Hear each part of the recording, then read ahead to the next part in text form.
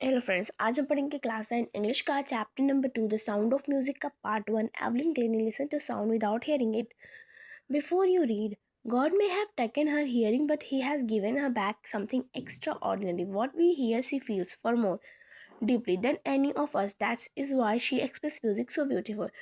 God ने उसका hearing power तो छीन लिया ले लिया, लेकिन उसे उसके बदले में कुछ एक्स्ट्रा ऑर्डिनरी चीज़ दिया जिससे वो फील कर सकती थी। इसीलिए वो बहुत गहराई से उसे फील करती थी, इसलिए वो म्यूज़िक बहुत अच्छा बजाती थी। Read the following account of a person who fought against a physical disability and made her life a success story. Evelyn Glennie deaf होती है, उसके फिजिकल डिजेबिलिटी होते हुए भी उसने अपनी लाइफ को सक्सेस बनाया। यहीं पे इसी पे ये स्टोरी है। स्टोरी नहीं, ये एवलिन ग्लीनी का रियल लाइफ है का स्टोरी है। Rush hour crossed jostled for a position on the underground train platform. A slight girl looking younger than her 17-year was nervous yet excited. As she felt the vibration of the approaching train, it was her first day at the prestigious Royal Academy of Music in London, and daunting enough for any teenager fresh from Scottish farm. But this aspiring musician faced a bigger challenge than most. She was profoundly deaf. Rush बहुत ज़्यादा भीड़ था underground train platform पे। एक slide girl, छोटी सी पतली सी एक लड़की जो कि 17 ईयर्स से उसकी उम्र कम थी, वो नर्वस भी थी और एक्साइटेड भी थी। नर्वस तो इसलिए थी क्योंकि वो बहरी थी, और एक्साइटेड वो इसलिए थी क्योंकि उसे रॉयल एकेडमी ऑफ लंदन में म्यूज़िक इन लंदन में परफॉर्म करने का मौका मिला था और उसको म्यूजिशियन बनना था। उसके पास एक बहुत बड़ा चैलेंज था कि वो डेफ थी, वो बहरी थी। Evelyn Glennie loss of hearing had been a gradual her mother remember. Paragraph number 2 में देखिएगा। Evelyn Glennie's loss of hearing had been gradual. Her mother remembered noticing something was wrong when the 8-year-old Evelyn was waiting to play the piano. They called her name and she did not move. Evelyn तो बहरी हो रही थी, but उसकी मम्मा ने तब उसको notice किया जब वो पियानो बजाने के लिए खड़ी थी, और जब उसका नाम अनाउंस हुआ, जब उसका नाम बुलाया गया तो उसमें कोई मूवमेंट ही नहीं आया। तो उसकी मम्मा को सडनली पता चला कि शायद ये बहरी हो गई है। शायद नहीं, सिर्फ मम्मा को रियलाइज़ हुआ कि बहरी हो गई है। I suddenly realise she had not heard say Isabel Glennie. Isabel Glennie को अंडरलाइन कर लीजिए, अक्सर एग्जाम में एमसीक्यू में आ जाता है। ठीक है, उसकी मम्मा को लगता है कि ये बहरी हो गई है, उन्हें रियलाइज़ हो जाता है। For quite a while Evelyn manage to console for her growing deafness from friends and teachers, but by the time she was a headmistress asked her 11 she was 11, her marks had deteriorated and her headmistress urged her parents to take her to a specialist. अब Evelyn सबसे छुपाती रहती है, लेकिन वह 11 साल की होती है तो उसके मार्क्स बहुत ख़राब आ जाते हैं, और उसके पेरेंट्स, उसके टीचर्स को भी पता चलता है, उसके फ्रेंड्स को भी पता चलता है। उसके टीचर्स उसके पेरेंट्स को अर्ज करते हैं, बताते हैं कि आप इसको स्पेशलिस्ट के पास लीजिए। It was then discover that her hearing was severely impaired as a result of a gradual nerve damage. अब ये कंफर्म हो जाता है कि उसका एक नर्व है जो डैमेज हो गया है, जिसकी वजह से वो बहरी हो गई है। They were advise that she should be fitted with hearing aids and sent to a school for the deaf. Everything suddenly look black से एवलिन। अब एवलिन के लिए सारा अंधेरा ही अंधेरा छा गया, क्योंकि वो बहरी हो गई और उसे डेफ के स्कूल में डाल दिया गया। But Evelyn was not going to give up. Paragraph number 3. But Evelyn was not going to give up. उसने give up नहीं किया. She was determined to lead a normal life and pursue her interest in music. उसका interest music में था और वो रहेगा, और वो उसे पूरा भी की।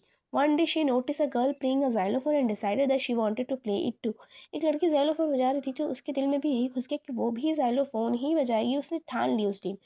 Most of the teachers discouraged her, but percussionist Ron Fox spotted her potential. He began by tuning two large drums to different notes. Don't listen through your ears. सभी मतलब बहुत परक्यूशनिस्ट ने उसे डिस्करेज किया, बट एक परक्यूशनिस्ट रॉन फॉप्स जी ने, परक्यूशनिस्ट मतलब जो ड्रम बजाते हैं, तो जो रॉन फॉप्स है उसने उसे एंकरेज किया और कहा कि तुम कर सकती हो। बट वो 2 ड्रम लाए और उन्होंने कहा कि तुम इसे अपने कानों से मत सुनने की कोशिश करना, तुम इसे फील करना है। He would say try to sense it some other way, तुम इसे अलग तरीके से feel. Say everything suddenly I realise I could feel the higher drum from the waist up. और उसे रियलाइज़ हुआ कि जब तेज ड्रम बजता था, हायर ड्रम, तो मुझे वेस्ट अप होता था, ऊपर की तरफ वाइब्रेशन होता था, but up and the lower one from the waist down. और जब कमर से जब धीरे बजता था तो कमर से नीचे वाइब्रेशन होता था। अब and the lower one from the waist down, अब उसे नीचे की तरफ होता। Ron Forbes repeated this exercise and shone every different parts of her body. I had learn to open my mind and body to sound and vibration. The rest was sheer determined and hard work. उसने hard work किया और वो उसे ऐसे मतलब realise हो गया कि उसे मतलब वो फील करना सीख गई। उसे रॉन फॉक्स ने सिखा दिया ड्रम वाला। फिर शी नेवर लुक बैक, इसने उसने उस दिन से कभी पीछे मुड़ के देखा ही नहीं। From that point onwards she taught the United Kingdom with youth orchestra and by the time she was 16 and she had decided to make music her life. और उसे बहुत सारे अवार्ड भी मिल गए और वो 16 साल की हो गई। She auditioned for the Royal Academy of Music scored one of the highest mark in the history of the academy. और उसे रॉयल अकेडमी में फर्स्ट रैंक मिला हिस्ट्री ऑफ द एकेडमी में। She gradually move from the orchestra work to solo performance. अब वो solo performance साथ में तो करती थी, अब वो सोचती थी कि वो सोलो परफॉर्मेंस अकेले में भी करेगी। At the end of her 3 year course से she had captured most of the top awards. उसने 3 ईयर्स का कोर्स किया, उसके बाद वो बहुत सारे अवार्ड जीता 5 में देखे। एंड ऑफ ऑल दिस, और एवरी नहीं चाहती थी कि उसे हीरोइन अचीवमेंट मिले, मतलब कुछ दिन हो फिर उसके बाद सब उसे भूल जाए। वो चाहती थी, वो कहती थी कि जब आप हार्ड वर्क करेंगे तो आपको सक्सेस मिलेगी। And she got the right to the top the world most sought after multi percussions with a mastery of some 1,000 instruments and hectic international schedule। और वो 1,000 से भी ज़्यादा बजा सकते। फिर उसके बाद पैराग्राफ नंबर 6 में it is intriguing to watch every function so effortlessly without hearing in our to cover discussion she never missed a word। अगर एवलिन फंक्शंस में जाती थी 2-2 घंटे मतलब ये करती थी, लेकिन वो हर बात का जवाब देती थी। क्यों? क्योंकि वो फील करके सब, वो एक भी वर्ड मिस नहीं करती। वो लिपसिंग से, बॉडी रिएक्शन, आई रिएक्शन सबसे वो समझ जाती थी। मैन विथ बजी beards give me trouble she loved it is a not just watching the lips in the whole face, especially the eyes। she speaks flawlessly with a Scottish Lilith। अब उसे बस दिक्कत होता तो जिसकी दाढ़ी मूछ होती थी उस वैसे इंसानों से। My speech is clear because I could hear till I was 11 she says but that does not explain how she manage to learn a French and master basic Japanese.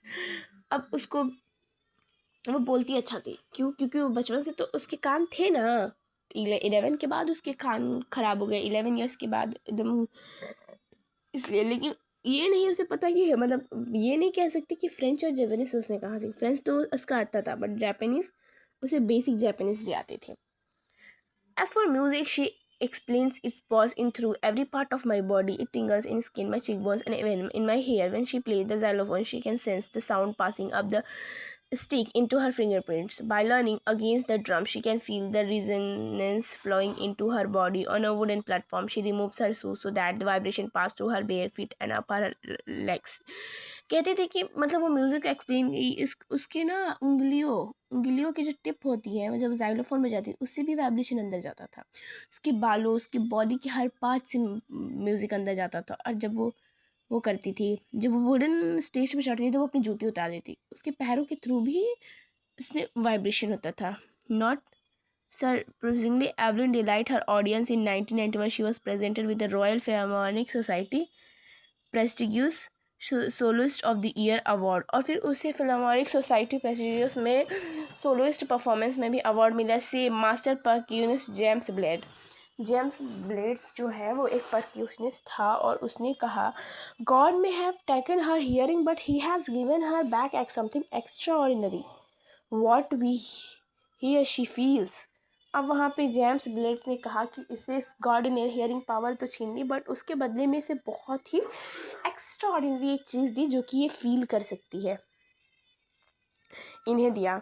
फिर उसके बाद far more deeply than any of us that is why she is express music so beautiful. इसीलिए ये जो है एवरिन Glenny music इतना अच्छा express करती थी क्योंकि वो म्यूज़िक को डीपली फील करती थी। Evelyn confessed that she is something of a workaholic. I have just got to work often harder than classical music, but the awards are enormous apart from the regular concerts. Evelyn also gives free concert in prison hospitals. Also gives free concert. She also gives high priority to classes for young musicians and recline of the Beethoven Fund for deaf children. She is a shining inspiration for deaf children. They see that there is no way they cannot go। अब जो Evelyn थी ना, अब वो hospitals में, अनाथ आश्रम में, यहाँ पे सब फ्री परफॉर्मेंस करती थी, कोई पेन कॉस्ट नहीं करती थी और बहुत ज़्यादा डोनेट भी करती थी. Evelyn Glennie has already accomplished more than most people to his her age. She has brought percussion to the front of the orchestra and demonstrated that it can be very moving. She has given inspiration to those who are handicapped people who look to her say, if she can do it, I can. And not the last, she has given enormous pleasure to millions. और वो handicap लोगों को हमेशा motivate करती थी, inspiration देती थी कि जो करना चाहे वो कर सकता है. बस इतना ही था. और मोरल ऑफ द स्टोरी यही है कि हम अगर करना चाहे तो कुछ भी कर सकते हैं, नहीं तो बहाने तो बहुत हैं. वैसे एवलिन डेफ होते हुए भी उन्होंने अपनी लाइफ को सक्सेस बनाया और वो एक बहुत बड़ी म्यूजिशियन बनी. Part 2 the shehnai of Bismillah Khan हम अगली वीडियो में पढ़ेंगे. तब तक के लिए थैंक यू.